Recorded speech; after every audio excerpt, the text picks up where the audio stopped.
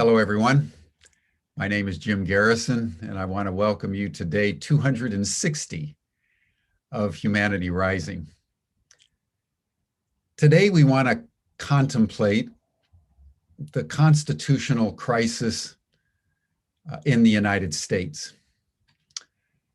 As you all know, our election last November was free, fair, in fact, the largest election in US history, at the conclusion of which a very strange thing happened. Donald Trump, who had been serving as president, lost the popular vote, lost the election in the Electoral College, but then refused to concede and began to spread what has been called the big lie that actually he won and that the election was stolen. He contested this in some 60 courts around the United States in the immediate aftermath and lost every single case. And finally, the various states adjudicated the election as free and fair and conclusive. And then on January 6th, as the Congress was actually meeting, Trump agitated, as you all saw on national television, and Trump supporters stormed the Capitol, leaving a swath of injuries, a couple of deaths, and the greatest act of insurrection in the United States since the Civil War. But the Trump entourage and the Republican Party maintained this fiction, and that has culminated more recently in the last couple of weeks in Republican parties contesting yet again through the retention of private contractors from the extreme right for recounts. And as recently as this last weekend, the former national security advisor to Donald Trump, Michael Flynn, endorsed a coup in the model of what's just taken place in Myanmar in Southeast Asia as a proper way to put Donald Trump back into the presidency and to have Joe Biden expelled. This kind of rhetoric, this kind of logic is unprecedented in US history and has plunged the country into a crisis of, I would say, confidence in the very bedrock of its democratic system. So today we're going to think about this. It's a massive issue that we'll only be able to touch on, but it's an issue that is deeply important because if democracy in America is subverted by forces seemingly determined to do so, that would affect not only the destiny of the United States, but the destiny of democracy around the world, which, as we all know, is under assault by rising authoritarianism.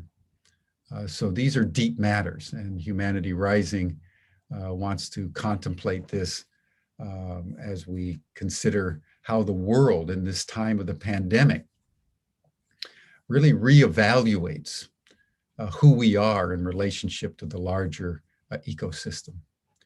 But let us begin this session as we always do. Just take a moment, take a few deep breaths, reconnect with your body, close your eyes if you can, and attune yourself to your heart.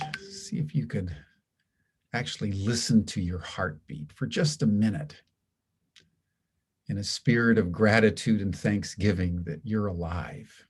We're all alive at this most extraordinary moment in the human journey.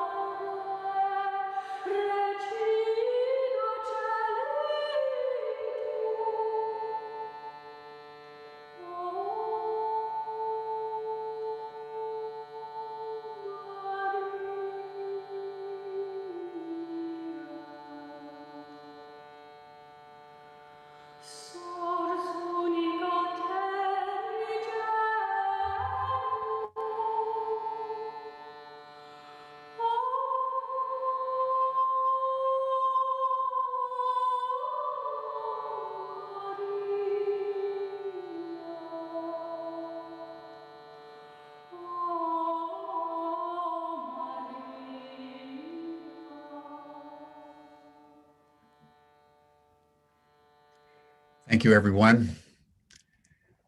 Now, with an open heart and a heart filled with gratitude and love for each and every one of you joining our session today, I want to introduce a very old friend of mine, actually. We met back in the 1970s at Harvard as we were both studying at the Divinity School on various matters of philosophy and existential human concern, very urgently before us in those times, as they are before all of us today.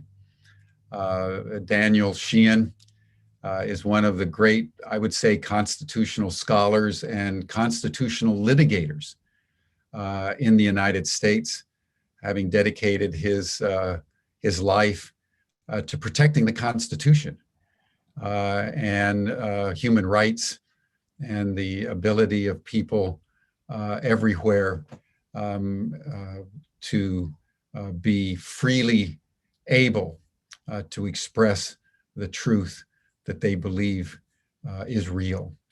He's been involved in many of the very public cases, from the Pentagon Papers case with Daniel Ellsberg to Wounded Knee, to the Karen Silkwood case, to currently and most recently protecting Native tribes in the Dakotas.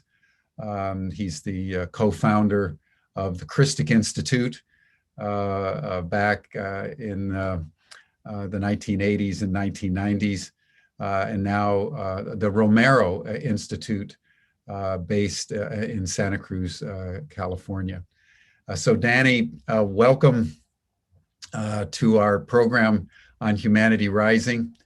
And why don't we start with your sort of your own analysis of what Donald Trump and the Republican Party has been doing to subvert the integrity of our elections here in the United States, and the current attempt to do a recount and essentially to overthrow the electoral process. And then we can expand that to other matters pertaining to the Constitution and the current world situation. But welcome to Humanity Rising. Wow. Thank you, Jim. Yeah, I've viewed what's happening right now in the larger context of the end of the Cold War.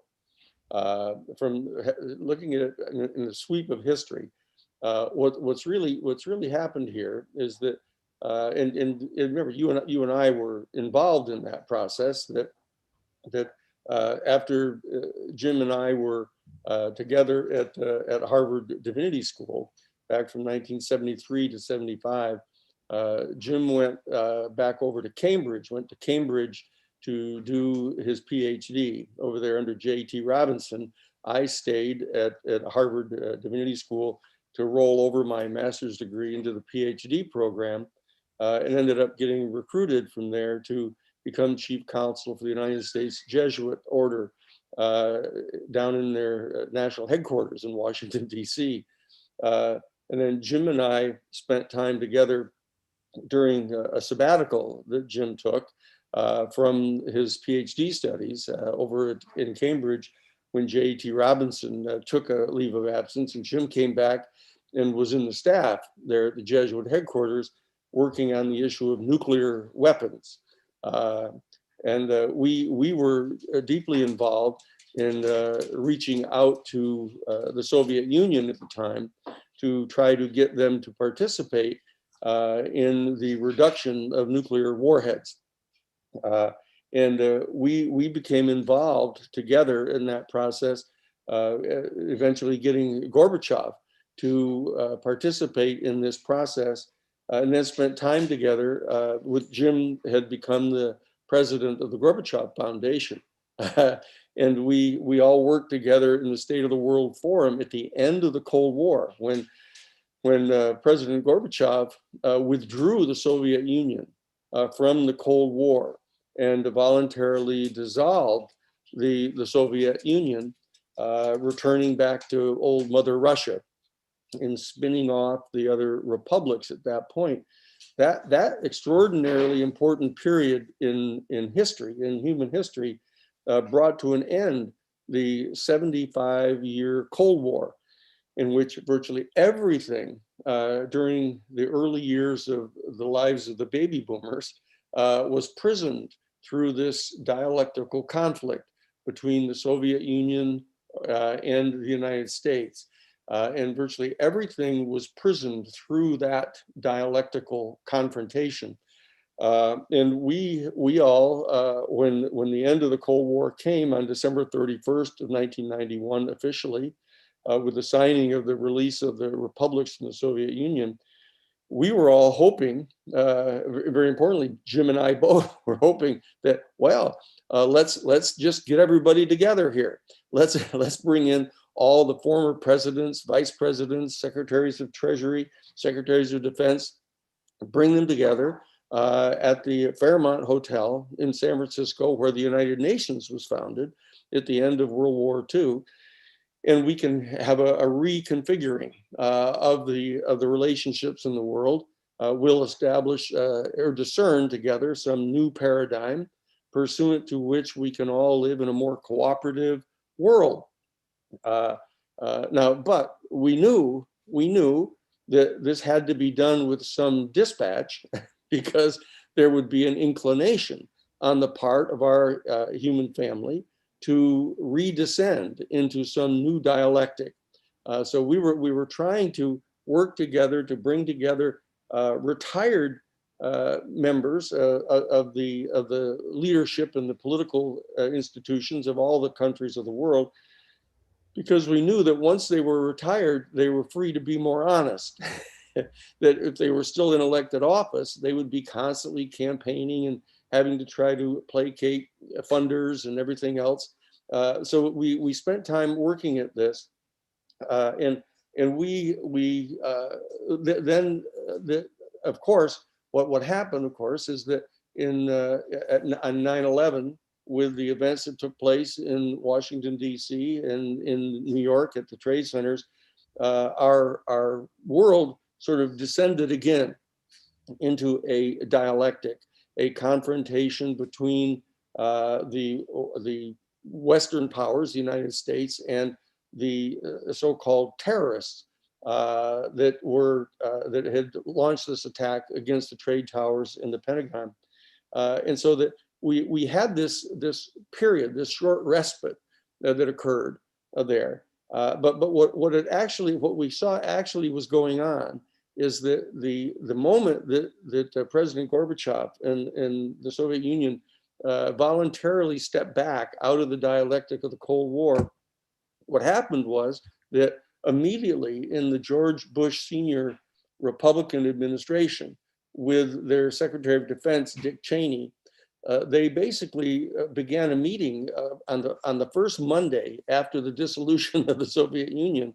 The people in the Defense Department under Paul Wolfowitz, the deputy to Dick Cheney, formed together and started having a discussion about the challenge that was confronting them now, because with the end of the Cold War, there was the chance that the massive military budget of the United States, that at that point had reached about $700 billion a year, would be cut in their Defense Department and the institutions of the Defense Department and the major industrial war industry that built weaponry for the United States would be out of business, or at least their business would be greatly diminished.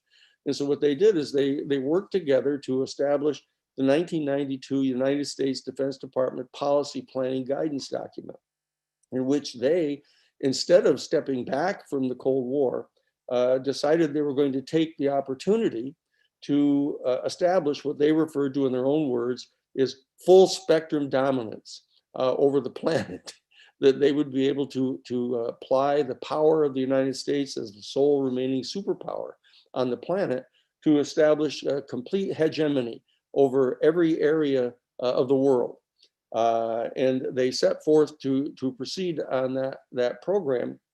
And what happened is there was an invasion, as we may remember, invasion of the Middle Eastern oil fields. That the George Bush administration, George Bush Senior administration, under the guise of Saddam Hussein mobilizing and invading Kuwait, that it became, quote, necessary for the United States to mobilize a coalition of the willing, as they referred to it, to go into the Middle East and occupy the Middle Eastern oil fields. And this, of course, in turn generated the rise of the fundamentalist Muslim Brotherhood throughout the Middle East, who rose up to throw them out, which resulted in the attack on the Trade Center. So that what we see here, it tends to be a kind of a natural inclination on the part of the power structures in our human family to reduce everything to this simple dialectic of the good guys versus the bad guys, team A versus team B, the blue team versus the red team. This is one of the fundamental worldviews that are operative among the human family. It's a second paradigm worldview rooted primarily in the second chakra of our bodies, that is engaged in this kind of perception of the universe in this dialectical manner.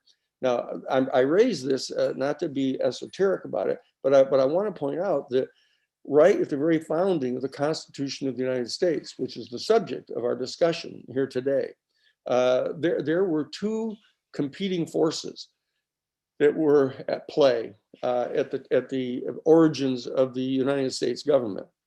One of them was an elite mercantile class, merchants, financiers, business people, lawyers, who wanted to establish a new country here in the United States, or here in North America, or Turtle Island, as it was known by the people who were here for tens of thousands of years beforehand.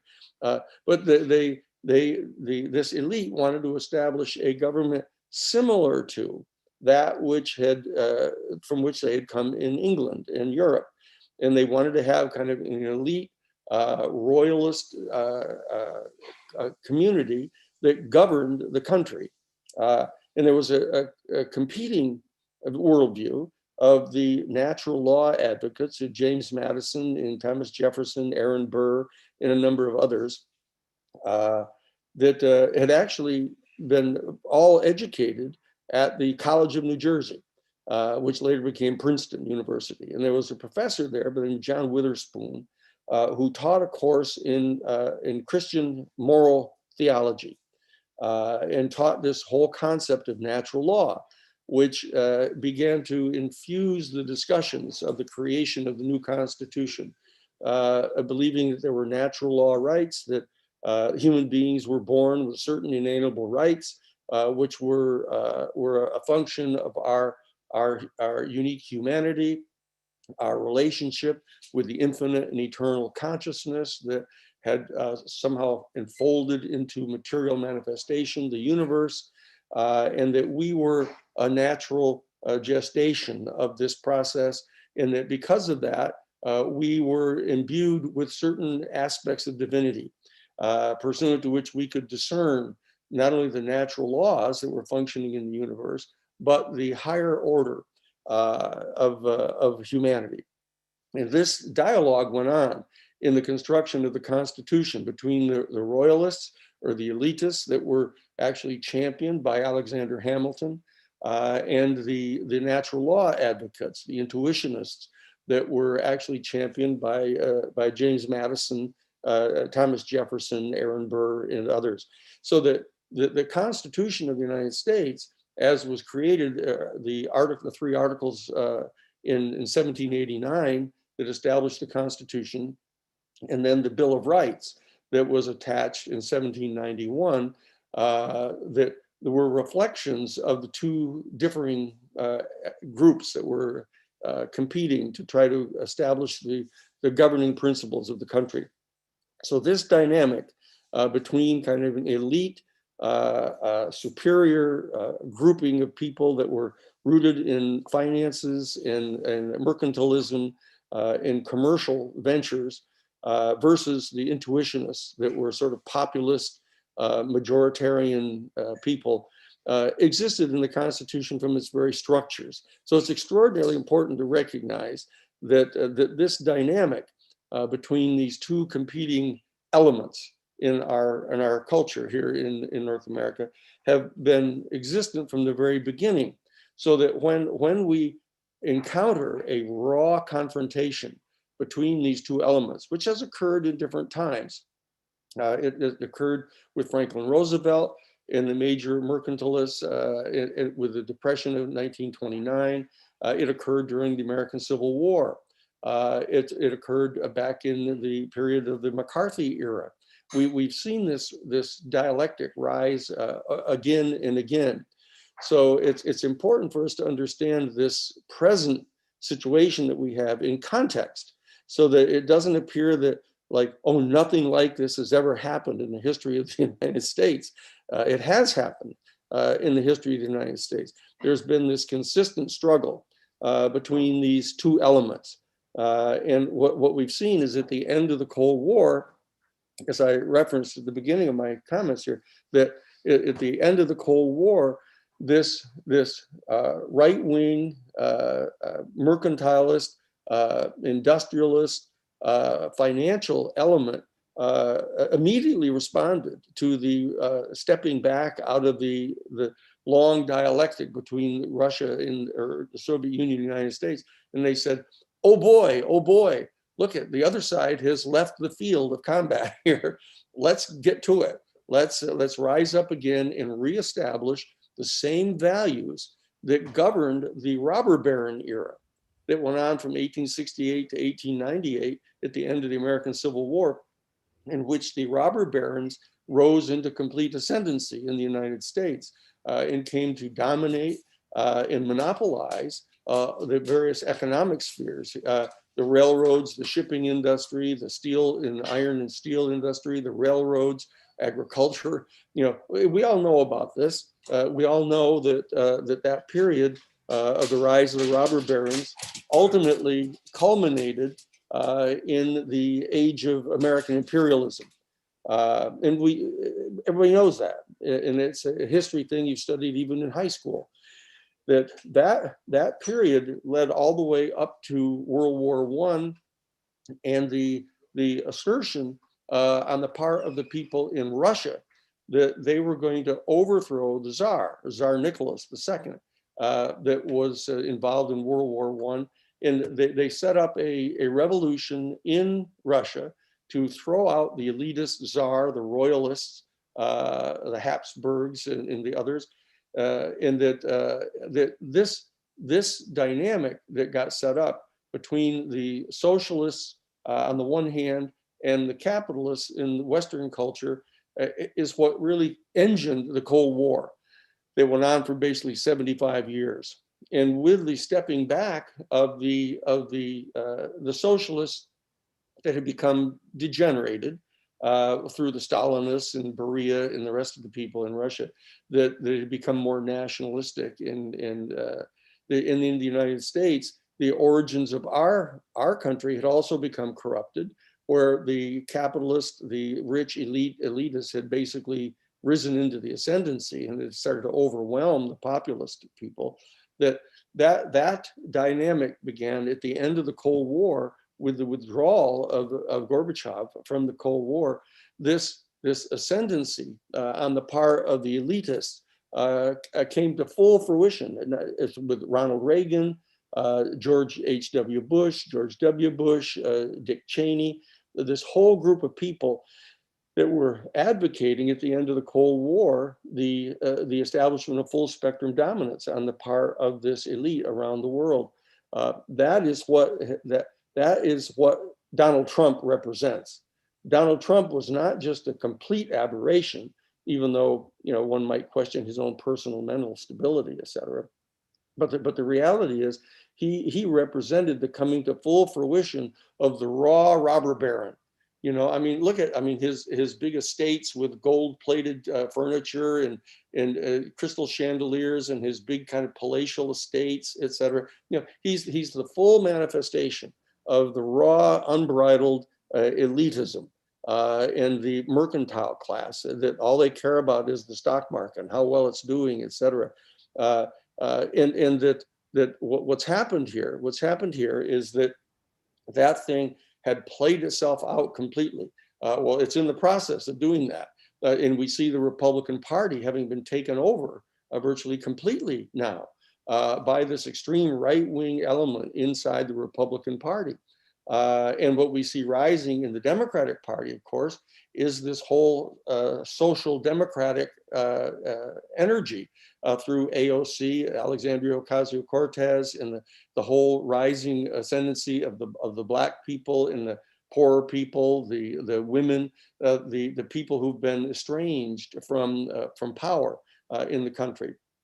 And you have this middle road now, which is Biden, Joe Biden, Kamala Harris in the regular Democratic National Committee are more kind of moderate people. And they're trying to establish a center of power in the moderate worldview between this extreme right-wing elitist group and this kind of more left-wing social democratic populist rising of AOC and that element in the country. So it's an extraordinarily interesting period that now most people might say, well, obviously, isn't that the right thing to do? If you've got people that are extreme on the right and more extreme on the left, isn't it the right thing to do to just settle in the middle and get them to all get along? You know, it's just like the famous quote of one of the people in the State Department in trying to deal with the Israeli Palestinian question, and they say, why can't they just get together and settle this like good Christians?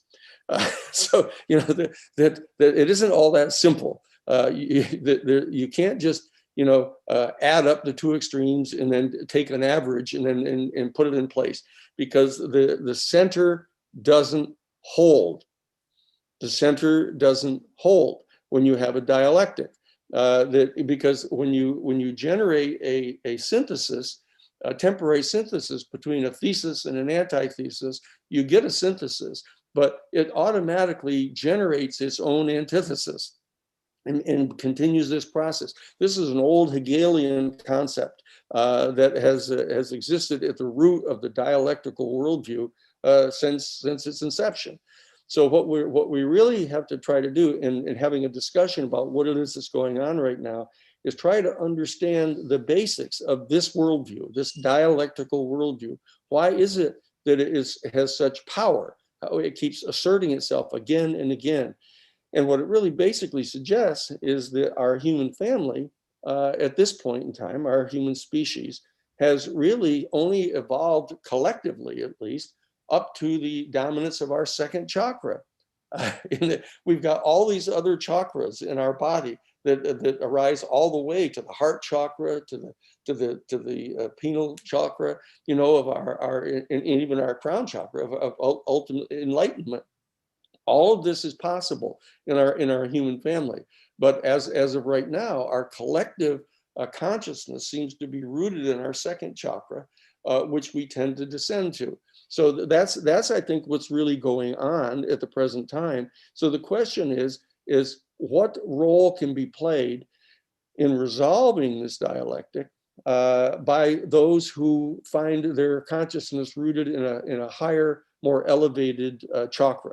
But let me point out quickly that it's essential to understand that every one of the chakras has to be functioning.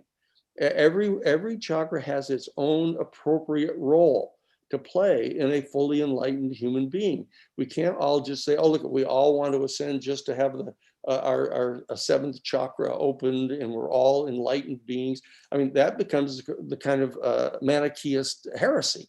Is it the transcendent realm is the only valid realm, and that we all have to transcend our material degenerate incarnation in the material realm? We have to be careful about that. There's a healthy dynamic that needs to get established here. And the reason I raise all of this is because all of this is pertinent to our Constitution. The Constitution of the United States has this element of the natural law theory that undergirds the group called the intuitionists in our country. And I would think that most of the people that are involved in ubiquity and in the discussions that we have together here, and I know it's true with Jim because we're dear friends. We've been friends for like most of our adult life, and so that we know that this desire on our part to elevate the consciousness of our people, to activate all of the chakras in the human body and have them in a proper balance is our ultimate mission here. But the fact is we're still at a stage where a large portion of the population is still rooted in the second chakra. And that's why we watch football games. We have the World Series every year. We've got the Republicans versus the Democrats. We've got the old people versus the young people. We got the black people versus the white people. There's a tendency on the part of our family to try to reduce everything to a simple dialectic. And we need to think in a more complex way and figure out how we can contribute to the elevation of consciousness of our entire human family. That's the way through this thing. It's not by one side or the other winning. And it's certainly not by just dividing the two, and coming up, we try to stay in a middle marginalist position. We have to be creative about this because this is an extraordinarily important period. Good. Well, thank you, Danny. One aspect that I would love to have you explore in I would say, the Trump phenomenon as a most recent manifestation of a very deep part of the American dialectic is the issue of race. It's very important, I think, for all of us to take in that this pole of American history combines mercantile robber baron mentality with racial mentality and white supremacy. Yep. And so speak a little bit to everyone about this relationship between race and the robber baron. Yeah, absolutely. No, it's clear that what has happened historically is that the European culture were at least originally in its inception as Europe evolved as a political phenomenon. It was rooted in the Caucasian race, to the extent to which race has any meaning at all. There's the Caucasians in Europe, in the royalist families specifically, viewed themselves as being superior to all of the darker races. And we all know this. The British Empire and the Habsburg Empire, the Austrian Empire, all of the major European empires were rooted in a common premise that the Caucasian race was superior to all of the other races. Now, it's important quickly to point out that the Chinese believe the same thing about themselves, and people from India believe the same thing of themselves. So this isn't unique. It's just that in a certain sense, the Caucasians are better at it, or worse at it, whichever one you might want to look at it as. But the Caucasians, the elite element of the royalist classes in European culture, have always associated their divine right to rule it being rooted in their racial superiority. This has permeated the entire establishment of the United States government. The United States government, the elitists in the United States government, the royalists, the Hamiltonians, were very clear about their right to superior ruling power. Now, the others that were in the intuitionists, the Madisonians and the Jeffersonians and Aaron Burr and the others, the problem is they more or less shared the same belief. They were not about ready to say, oh, let's have all of the people who've been enslaved, become citizens and let's free them from slavery. Let's have the Native American people who live here naturally let them participate fully. In the Constitution itself, it explicitly states that in determining the number of representatives that each state is going to get in the House of Representatives, that they only count slaves or Black people as a lower percentage of persons, and they explicitly exclude Indians. They exclude all the Native American people. They exclude all the Black people from having any right to participate in the electoral processes. So you can see that this concept of white racial superiority is infused into the origins of the Constitution itself. And it wasn't until the enactment of the 14th Amendment in 1868, at the end of the American Civil War, that there was any pretense undertaken to recognize the equality of non-white people. And this is something that is at the root of this assertion of power.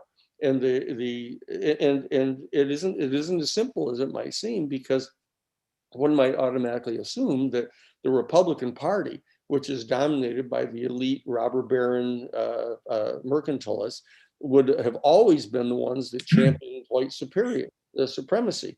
And it's not true.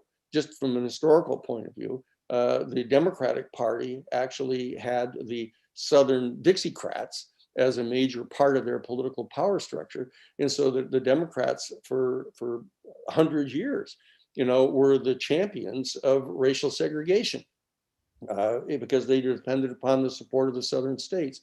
And it wasn't until really Lyndon Johnson and the Federal Civil Rights Act in 1964 that the Democratic Party basically consciously eschewed relying upon the racial segregation as an element of their political power. And of course, Richard Nixon immediately moved on that and established the, quote, Southern strategy of the Republican Party to bring in all of those Southern states. And then they adopted the clarion call of racial superiority. So that from an historical point of view, this issue of race has always remained at the root of the elitist power in the United States. And there was a shared responsibility for that with both the Republican and Democratic Party historically. Now, what's happened, of course, is that now the Democratic Party has seized upon this as a political tool. That if they can get more and more Black people registered to vote, they know that most of the Black people, 90% of the Black people, will see that it's in their interests to have more distribution of the wealth from the wealthy, more job training, more educational opportunities. And the Democratic Party has decided that it's going to champion that process, primarily because it increases the electorate for the Democratic Party. And the Republican Party now has seen the light, as it were, or the darkness here, to quote Jimmy's PhD thesis. They see the darkness of keeping the Black people and the Hispanic people and the minority races, keeping them out of the electorate. So you see this process going on now, this remarkable process of Texas most recently, but Alabama, Louisiana, Georgia, the state legislatures that are dominated by the Republican Party are going to great lengths now to try to keep the increase in access to the voting. It's extremely important to recognize that this is a sidebar, but all of this chest pounding and caterwauling is going on the part of the Democratic Party now about how our democracy is fundamentally under threat because the Republicans are trying to cut back on the people's right to vote and all that. What really has happened here is because of the pandemic, the Democratic Party was effective in getting new rules set for more voting, that more people could vote by mail. You didn't have to have an excuse why you couldn't come in to vote. So what happened is the Democratic Party, wanting to get more and more Black people, more and more poor people, more and more non-college educated people into the constituency to be Democrats. What they did is they took advantage of the pandemic and they altered the voting rules, and they increased dramatically access to the polls during the pandemic, saying, well, people can't come and stand in line. They might get the virus. So let's have everybody be able to vote by mail. Let's have everybody be able to get registered to vote, et cetera. And so what happened is it became an essential way in which they asserted their political power. So what the Republican Party is doing right now, to a large extent, not completely, but what they're trying to do is roll back those pandemic generated increases in access to the polling places. And so the Democrats are demonizing them very effectively, I might add, of saying, oh, you rotten, horrible people. Oh, you're trying to take everybody's right to vote away. What they're really trying to do is push it back to the way it was before the pandemic. And the Democrats are winning that fight. They have demonized the Republican Party very effectively in trying to stop them.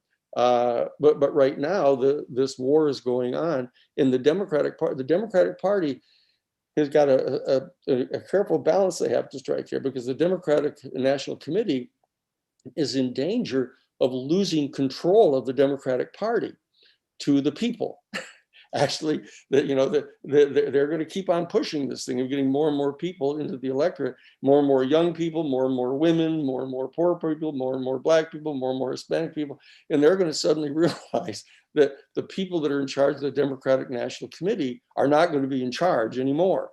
The population of our country are going to take over. And it's going to be much more progressive, much more populist, in their whole agenda.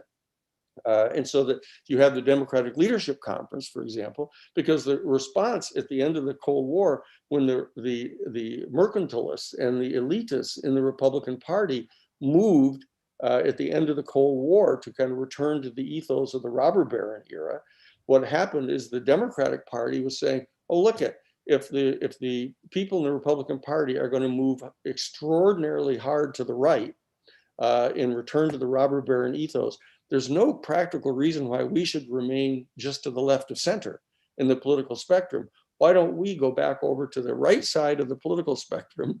And they set up a thing called the Democratic Leadership Conference under Richard Gebhardt and Bill Clinton, Hillary Clinton, Al Gore, Sam Nunn, the Southern Democrats, basically. And what they did is they set up the Democratic Leadership Conference to the right of center in the political spectrum. And so the debate was going on between the hard right wing of the Republican Party and the soft right wing of the Democratic Party. And that's what has been going on since the end of the Cold War. And that's why you saw Hillary Clinton and Bill Clinton agree. In fact, Hillary Clinton became the head of the policy division of the Democratic Leadership Conference, and they were recommending just disassembling the welfare system, cutting back on individual benefits, et cetera, setting up trade agreements around the world. What they did is they started establishing a just right of center set of a political agenda to compete with the hardcore right wing of the Republican Party. That has so alienated the vast number of people in the population that there has been a mini insurrection going on inside the Democratic Party. That is represented by Alexandria Ocasio-Cortez, the younger women of color who have now been getting elected into the House of Representatives. So there is more than just the fundamental dialectic going on between the hardcore right wing of the Republican Party and the more moderate Democratic Party now. There is an insurrection going on inside the Republican Party of the right wing confronting the conservatives, the reactionaries confronting the conservatives in the Republican Party. And in the Democratic Party, the moderates are being confronted by the progressives. So there's a whole lot of this stuff going on right now. This is an extraordinarily important period of instability.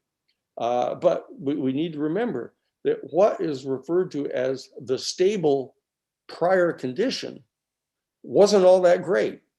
that it wasn't all that progressive, it wasn't all that liberal, remember that the famous quote by Ronald Reagan. He said, "What's all this trouble? What's all this discussion about the black problem? I remember when there wasn't any black problem." That's the famous Reagan comment, which is back when it was completely segregated and the black people all knew their place and there wasn't any problem, and that kind of going back to those kind of halcyon days when everything was stable and so the instability that is manifest at the present time can be perceived as a positive feature of what's going on now. And it's still as a result of the end of the Cold War. There is a process going on over the last 20 years, 25 years now, to try to restabilize. How can the American body politic restabilize if they don't have an ultimate enemy? If there isn't a kind of organizing principle that we have to defeat the Soviet Union, pretend that the Soviet Union is going to be attacking us across the polar ice caps, I mean, Jim wrote the book, The Myth of the Soviet Threat. It was an entire fantasy that was generated by the major industrial state here in the mercantile class to justify $700 billion a year military budget. Mm-hmm. So that this instability that is manifest right now, while it's discomforting to people who are used to being in positions of privilege, which is most of the white people, especially the white men right now, are feeling terribly nervous about what's going on here. And so they're retrenching into this hardcore right-wing, racist, white racial superiority, male superiority thing, and they're attenuating themselves from a responsible position of leadership. And so what's happening is there's this rising crescendo among the women, among the Black people, among the Hispanics, among the disenfranchised, are rising into power now inside the Democratic Party. So what you're going to see here is obviously the Democrats are doing everything in their power to indict Trump, to get him indicted so that he can't run again. And you have all these people in the Democratic Party who are championing the non-politicization of the Justice Department. Oh, good, we've gotten rid of William Barr and all of that special distortion of the justice system on behalf of their friends and the elite. And here they're all cheering to have the Justice Department indict Donald Trump for anything they can think of. Let's get the Assistant United States Attorney, or the United States Attorney in the Southern District of New York to indict him for what? Tax evasion, perjury, jaywalking, littering, anything. Get him indicted so he can't run again because too many people will vote for him. Now that is fundamentally non-democratic. That whole attempt to utilize the justice system to indict your opponent because you don't want him to run because he's going to get too many votes. That's not a healthy situation for us. But the fact is they're going to indict him and they're going to disqualify him from running. And the Republican Party is going to be floundering, trying to figure out who it is they're going to choose as their standard bearer. Now, obviously, Liz Cheney is campaigning for that particular position, figuring that she's the voice of reason inside the Republican Party. She's willing to suffer the slings and arrows of the right wing, castigating her for not supporting the big lie that, he won the election and all that.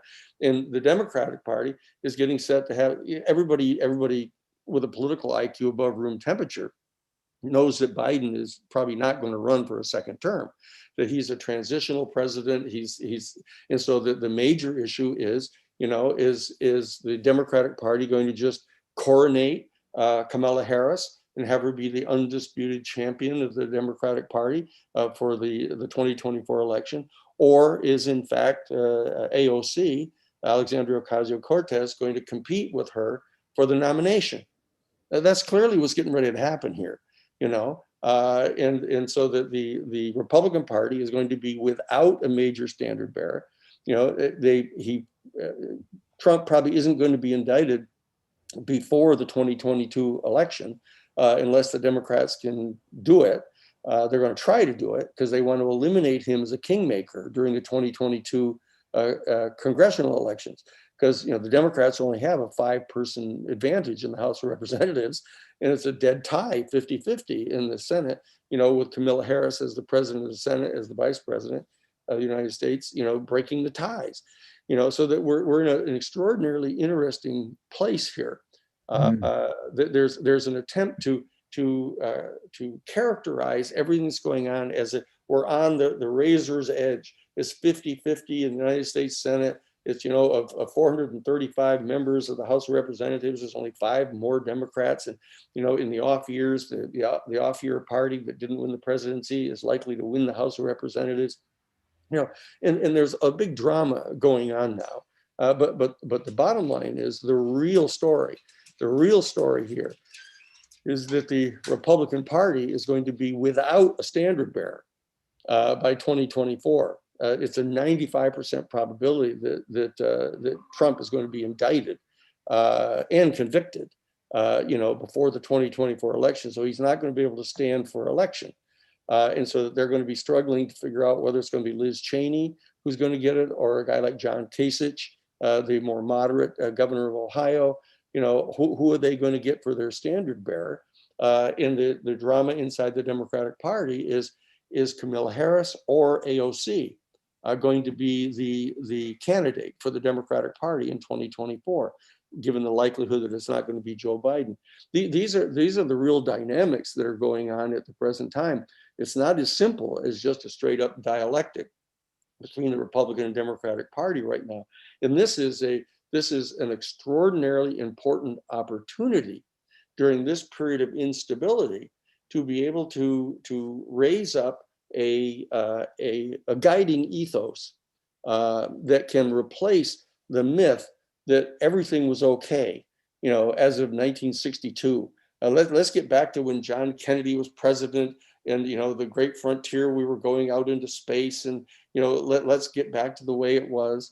Remember, there's an old Irish adage. The Irish refer to Ireland as the old sod, right? And there's this old Irish adage of, well, the old sod isn't what it used to be, but then it never was. And it's important to understand that the mythologies that we come out of high school and even college, our civics courses and history courses, how great it was before, and how it was so stable and everything was so good, and now things are all in turmoil. None of that's true, and it's never been true. It always seems in your generation that things are unstable and that things are changing, because, as they say, the one thing that doesn't change is change itself. And so we're engaged in a great moment of change here in the United States. And some people are extremely worried that the change might go back into the right-wing direction because the experiment with democracy is only 240 years old, and we could descend back into autocracy. The probabilities are much higher that we're going to proceed into a social democratic direction, but we have to all participate in this. We all have to participate. So that I think everybody has to start getting ready to decide, are you going to be supporting Kamala Harris, or are you going to be supporting Alexandria Ocasio-Cortez for the Democratic Party nomination in 2024? And how are you going that Alexandria is old enough? You have to be 40 years old to be president? Yeah. Oh, yeah. She turns 35 on October 13th of 2024. Just like a month before the election, she turns 35. And in the Constitution of the United States, you have to be 35 years old to be president. The irony of it is, it's just like with Joe Biden. You have to be 30 years old to be in the Senate. He was elected when he was 29, but he turned 30 by the time he got inaugurated. I see. And so Joe Biden is going to see the exact same thing happen. The new generation rises up. And as I say, she becomes 35 years old on October 13th of 2024, a month basically before the election. Well, let me ask you this, Danny, in light of what you're saying, which is absolutely fascinating.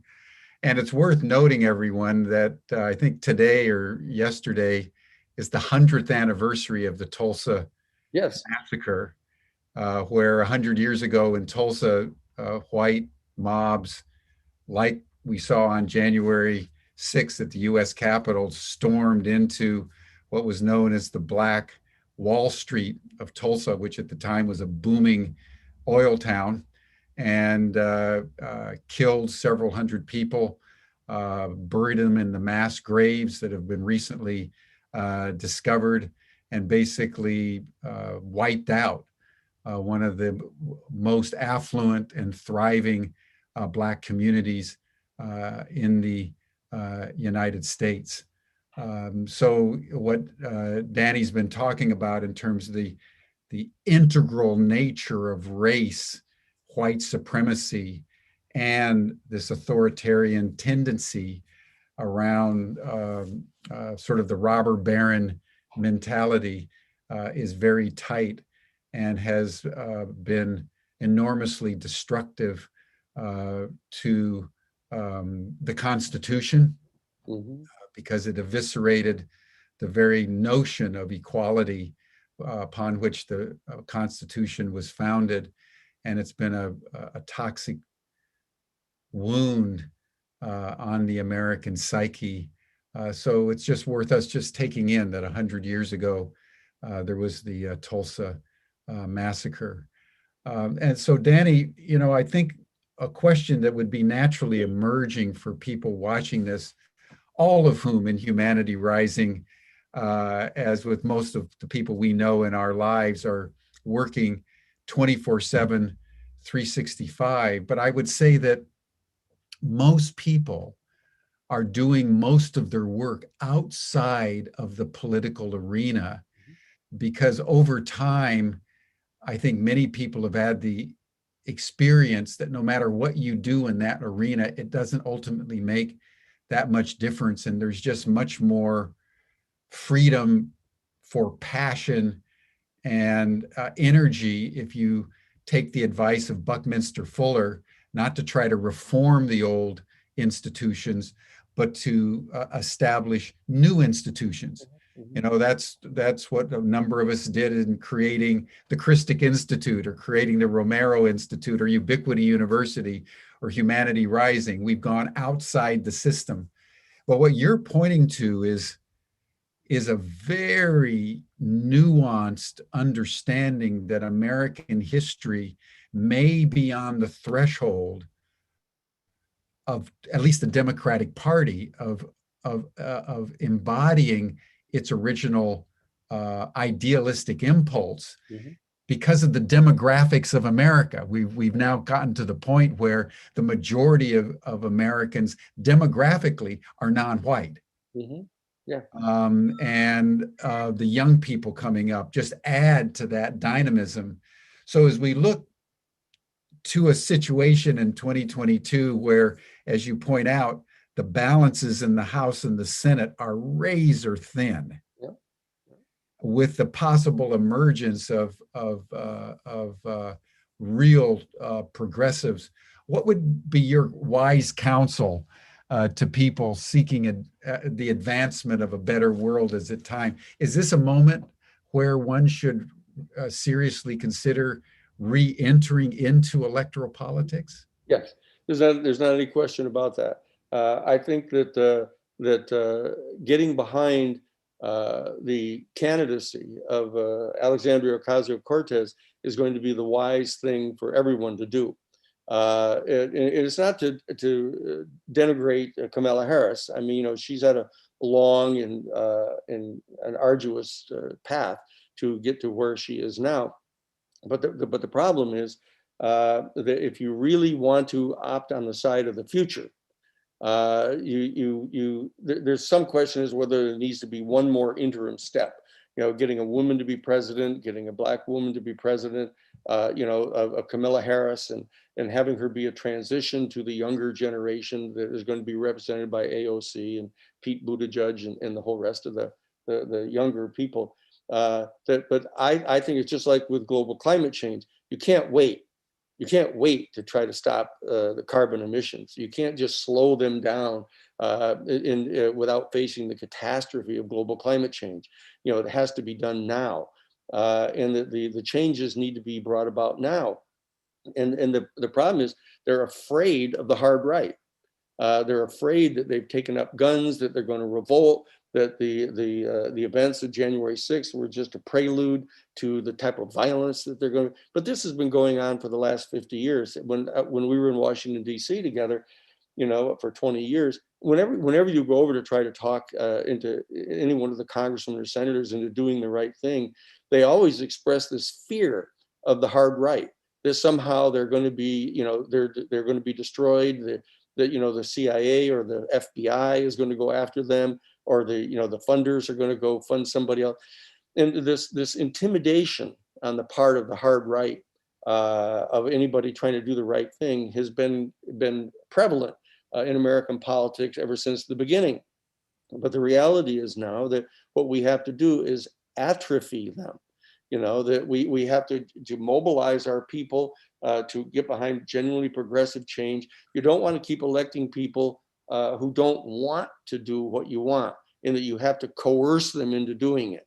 And you have to threaten to run somebody against them, but never really run somebody against them.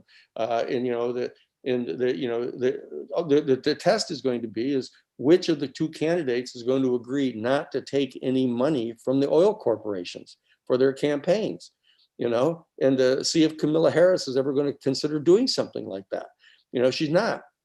But AOC is, and she's not going to take any money from those major corporations, the major financial institutions. She's going to raise her money like Bernie Sanders did, $27 contributions at a time, and it's going to be a huge mobilization. And all I'm suggesting is that people should be aware of this, because I think probably 98% of the people that are listening haven't even thought about this, haven't even realized that, for example, AOC is even going to be old enough to run. People haven't even thought about that. I've thought about it because I've run campaigns before. And so I know that that's what's getting ready to happen here. So what we need to do is start building a large enough constituency to support her candidacy, so that it will be perfectly appropriate to shift to this more progressive thing. The first should be the first woman president, and it's quite clear that either Kamala Harris or AOC is going to be elected president in 2024, because I say the Republican Party is going to be more or less in shambles. With the indictment and conviction of Trump. And they're going way out on that plank. It's really bizarre that the Republican establishment is going so far out on the plank, walking the plank with Donald Trump. And when that gets sawed off, when he gets indicted by the Southern District of New York and by the Attorney General of the state of New York, almost certainly for income tax fraud and bank fraud. Those are the two big. So of convicting Al Capone, of tax evasion, because they don't want to go after him for what he's really done. They're still pretending that he didn't collude with Russia, to pour millions of emails and stuff into Wisconsin and in Michigan, in Pennsylvania back in the 2016 election. They don't want to talk about that because they're afraid that it'll undermine the confidence of the elected in the electors. That's the issue that's going on now. What I'm saying is that what we need to do is we have to follow the advice of the people that wrote Generations, William Strauss and Neil Howe. They wrote this major treatise on the generations, the history of America's future, it's called. And it's pointing out that what's in the offing now is a major alliance between the baby boomers, who were the idealist generation of the 21st century, and who set forth the quest to reestablish the ideals of the United States. That was what was going on back in the 60s. Whoops, did I lose you? No, you're here. So I would recommend for reading, taking our homework from our discussion here today, is that one should get a copy of that, The Generations, A History of America's Future by William Strauss and Neil Howe. That they're pointing out that the crisis, the major crisis of the 21st century is global climate change. That's the major crisis. And it's the capture by the oil industry and the natural gas industry, the major financial institutions that finance them and their pipelines, the capturing them and continuing to pour this poison into the environment, and poisoning our entire climatic system, in building, there's 403 private nuclear power plants around the world. Over 100 of them are all within 1 mile of the sea coasts. So that with the rising sea levels caused by global climate change, you're going to be looking at 100 Fukushimas, in the next 20 years. I mean, what's in the offing now with global climate change is so catastrophic that we have to have people that are going to really take steps to move in that. And that's AOC. AOC is the one that was the author of the Green New Deal, along with Ed Markey out of Massachusetts on the Senate side. These are the people that are saying, look, at the clarion call is to address global climate change. And Camilla Harris is back and forth, and Camilla Harris has signed on to not getting even to net zero carbon emissions in the country until 2050. I mean, that's like we'll be underwater by that time. And it's because she has the same kind of commitment to that slow step-by-step change, because they're still in league with the elite in the major robber barons. They're still getting their funding for their campaigns from them, and they've got to stop doing that. That we've got to turn to the future. We've got to turn to the younger people. We've got to turn to the alliance between the baby boomers and the millennial generation. That is the alliance that is going to rise into growing new institutions and reconfiguring the economy of the United States, so that we move from a supply side economic model where anything that's going to be done has to be authorized by the major corporations, has to be financed by the major banks. We have to figure out how to make profits. How are we going to make the profit engine drive changes? We have to shift over to a demand side economy, that the economy serves the demands of the people. That's what really has to get done. And so what I'm saying is that people need to re-engage in the political process now, because this moment that we're in calls for that. And the new institutions that are going to be created are those of a sustainable economic system, of a sustainable environmental system. That's what really has to get done. Danny, let me bring in a question from Kalia that you just wrote in saying, with respect, how are we going to translate your message about the urgent crisis into the cultural language of our conservative political counterparts in America? Are we only singing to the choir? Do you see, as you view it, is the possibility of political discourse between left and right so broken that that kind of dialogue is no longer possible or useful? Do we just assume you can't talk to the Trumpists and purely seek to empower the Democratic Party? Or is there any room for dialogue left in America?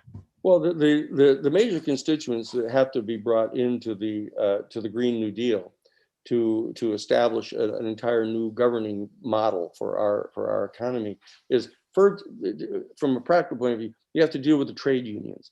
The building trades unions are the ones that are wedded to the oil corporations, because those are the people that are in those unions, right? And the electrical unions that have been installing natural gas systems in the new homes and stuff. So what you have to do is make clear that the declaration, the first thing we have to have is a declaration of a state of emergency, a climate emergency. We need to get Governor Newsom in the state of California to declare a state of climate emergency. California is the state is the only state that has a 2/3 supermajority in both the assembly and the state legislature, in the state senate, and a Democratic governor. Okay, and that you got to get Newsom to declare a state of a global climate emergency, and pursuant to the authorization of the powers delegated to him under the emergency powers, that he has to not only declare the state of national emergency, but he has to then say, look, under the state of emergency, we're going to make moves to shift our economy in the state of California into a green economy. We're going to generate tens of thousands of new jobs to convert the system from a fossil fuel driven energy economy.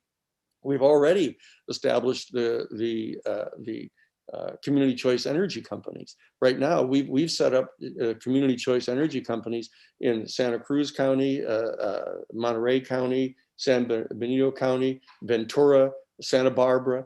We're now working on San Diego. We've gotten San Francisco in on it. When you turn your light switch on in any of those counties, you're not generating any carbon emissions at all, because they're all sustainable sources of energy. And we're doing that now.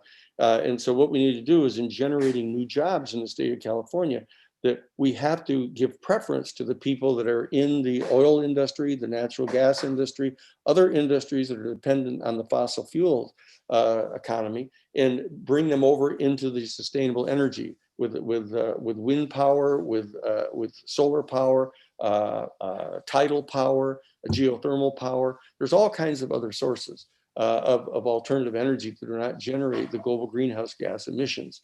Okay, so that they need to be given priority, and all of the jobs that are going to be created in the new green economy need to be union jobs, union shop jobs, so that they have union protection. Okay, that's going to get you the building and trades people to come in to support. Go, oh, great, they're all union jobs. Okay, good. Secondly, 40% of those jobs have to be given priority to the minority populations that have been the most adversely impacted by global climate change. So that also gets you the environmental justice community, that is a major constituency that has to be part of this entire mobilization. So that's Lanny Sinkin calling, our old friend. Anyway, so that we have to get that done. And very importantly, it's a little less sexy, but you got to get Governor Newsom to issue a gubernatorial order under the emergency powers to eliminate the rule in the state legislature that you can't have an omnibus piece of legislation. That we have to have a completely comprehensive Green New Deal Omnibus Act that deals not only with the generation of electrical power, but also with automobiles and transportation, the water system, the economic banking system. California has to lead the way in this, and we have this advantage of having a 2/3 majority in both houses. So we need to establish that this can actually be done concretely. And the fact is that the reality is that the economic elite are going to flex to this thing. They're going to figure out, okay, well, look, we better shift some of our investments into sustainable energy sources. They're doing it already. They're just doing it too slowly because they want to maintain the continued profits from their oil and natural gas reserves that they've already gotten monopoly control over. Okay, so they're practical people, and they'll respond to this thing, and they'll shift over, and they'll figure out how to make a reasonable profit in the sustainable energy field. So we don't have to worry about that. But the key is, you can't rely upon them for leadership. They will not initiate those things. They will hold back. They will drag their feet. They'll hold on to the woodwork, so they don't want to get dragged into this. So that they're going to follow, but they won't lead. So what we have to do is have the younger generations lead. The Black generations, the women, the minority groups. There has to be leadership demonstrated here, and so that there'll be training. We're going to open up the community colleges here in the state for training people to fulfill these jobs and to figure out new inventions, new creativity for new sustainable energy systems and all of that. Our office, the Romero Institute, is drafting the California Green New Deal. We have a 350-page draft bill already dealing with 7 major sectors in the economy. We're in communication with the leadership in the state legislature, in the Senate, and in the state assembly to get that omnibus bill put forward. So we're doing the practical work. We're going to be organizing CAT teams, climate action teams in every one of the state assembly districts, to mobilize, to go door to door, to get the people mobilized to do this stuff. This is the way that it's going to work, and we need the people in the New Age community and the higher consciousness community to get over this thing about how, we can't descend into dealing in normal politics. We're going to be all meditating and we'll let what happens, whatever happens. No, we've got to move back. The members of the baby boom generation need to establish this alliance with the millennials, and to promulgate the same ideals that we were promulgating, of world peace, the nuclear disarmament, the greening the economy, all of those things that we were talking about back from 1965 to 1975. That whole intense period, the so-called 60s that we all went through. The ideas were all correct, but the fact of the matter is that we too did not devote ourselves adequately to the political structures. And so that's what we have to go for now. This has to be an evolution revolution. And those that are involved in the evolution of consciousness in our species have to engage in political revolutionary activity to take control of the instrumentalities of power, and not become corrupted by the power, but all be doing it on behalf of our people, but not on behalf of our people because we are the people, but on behalf of ourselves. That's what we have to do. Just like parenthetically, what we'll be talking about tomorrow is that people have to stop asking the United States Defense Department to reveal to them what they know about UFOs. They got to stop relying upon the government structures that have been hiding this information for 75 years. Stop asking them to tell you. Go out, get in the middle of the field, open up your hearts and minds to have direct communication with the people from an extraterrestrial civilization. People are going to say, "Oh no, how did he get to that topic?" Well, we're going to get to that topic tomorrow because that's part of the future. As part of the future. To be living in a culture where they are still maintaining that all of the 500 billion star systems just in our own galaxy, that we happen to be the only sentient life, in the entire universe. How preposterous is that? That is totally preposterous, and yet it's part of the mythos. So that we have to move into establishing a new mythos about our human family, the role that we play in the universe, and the role that we play in self-governance. This concept of a democratic, self-governing set of institutions is such an extraordinarily great idea, that we ought to try it. We ought to try it and not be relying upon some elite mercantile class of financial bankers and industrialists to figure out how much they're willing to give us, out of all the profits of raping and pillaging the natural resources and contaminating the environment, and then locking themselves in their gated communities so that they can buy one more, sports car for their great grandchild when they turn 16. This has got to stop. Now, but you can see that there's this tendency to lapse over into this dialectic, demonizing those people. That's not what we're into doing.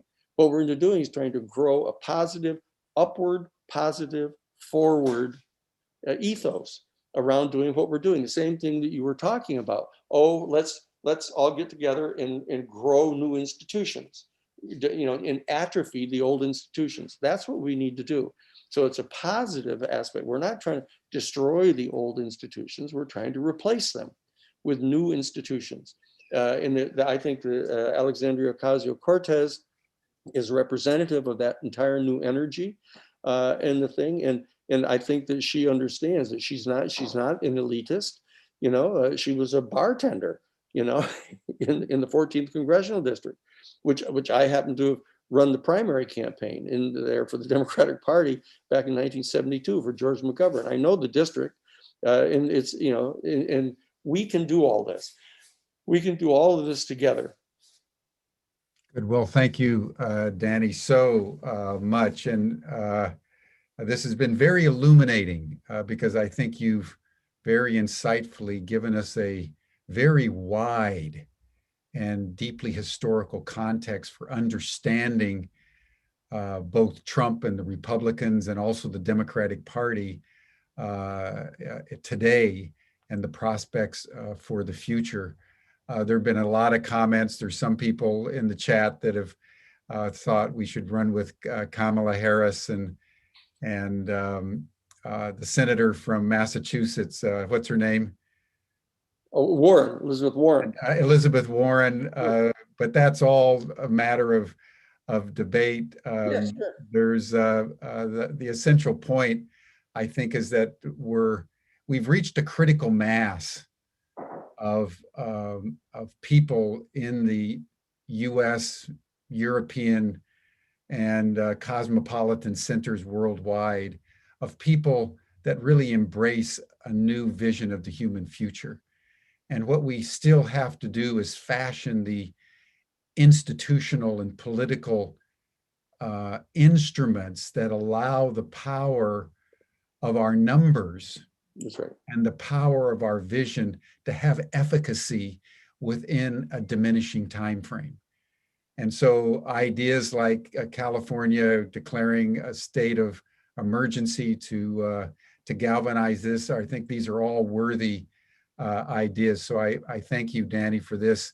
And by the way, everyone, as Danny was pointing out, this is a double header with Mr. Sheehan. We thought we would talk about the constitutional issues today, but tomorrow we're going to dive into another whole domain in which Danny has been deeply involved, and that's the phenomenon of the UFOs, unidentified flying objects, which have been a source of fascination to the world, to many of you on Humanity Rising. There's been a number of requests to do something. So, well, here we are with a guy who knows probably more about this than maybe anybody out there.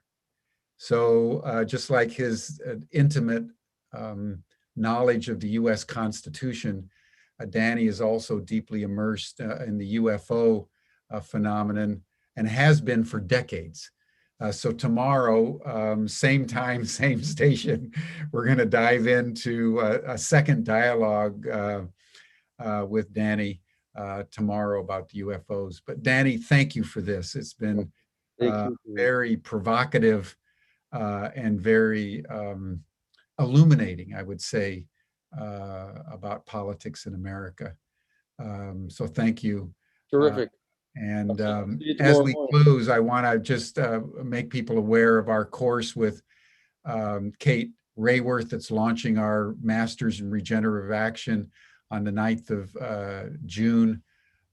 This is the 1st of June, the Foundations of Donut Economics, which is really Kate's vision of what Danny's been talking about, reduced through the prism of economics. What would economics look like if you took seriously a positive vision of the human future, contextualized within the larger circle of nature?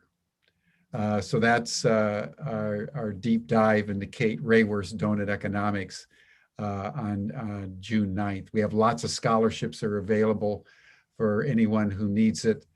Just go on to ubiquityuniversity.org and you'll see the course right there on the homepage. Thank you, Danny. Thank you, everyone. We'll see you here again tomorrow. See you again tomorrow. Bye-bye. Thanks, Jim. Bye, Danny. Bye-bye.